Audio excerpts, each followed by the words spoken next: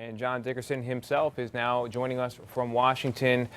John, we just saw Kellyanne Conway defend Mr. Trump and Press Secretary Sean Spicer's criticism of the media.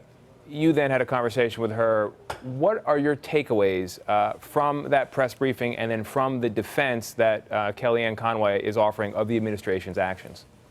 Well, you know, it's an administration that's now doing things that affect real people's lives. And as a president and administration, they should explain why they're doing what they're doing. Instead of doing that, they chose to take on the press over crowd sizes, which is obviously a more trivial matter than the state of American health insurance. And this is part of diversionary tactics on the part of the White House. It's also a part of a White House that feels that it's not being covered fairly by the press. And then wants to push back here at the beginning stages of the White House. So they chose to have that fight instead of talking about other things, and that's their prerogative. But when it comes to the actually explaining the issues so you think it's strategic, not impulsive? Well, false choice. It can be both. It can be both impulsive, but also we've seen throughout the campaign and now apparently through the White House. It's much better for the Trump administration if there's a fight going on between the press and Donald Trump, particularly in terms of his supporters, than if there's a lot more airtime being put towards the marches that were going on all over the world. So they'd much rather have this fight than some other storylines.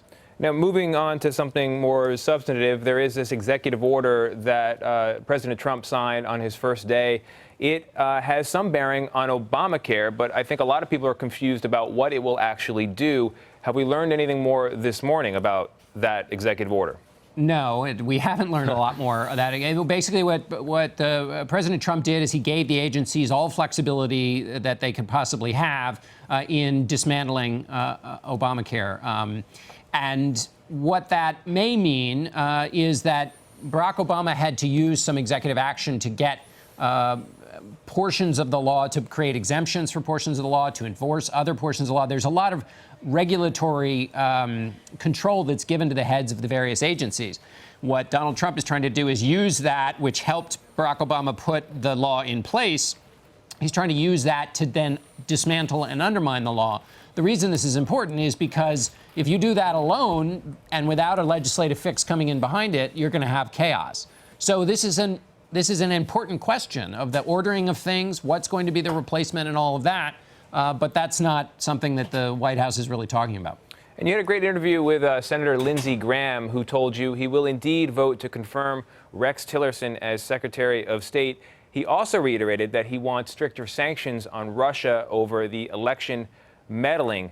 Do you think that point of view is a minority opinion, or is it likely that there will be stricter sanctions against Russia going forward?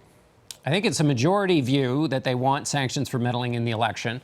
How and when and the details of it, there may be disagreements on that.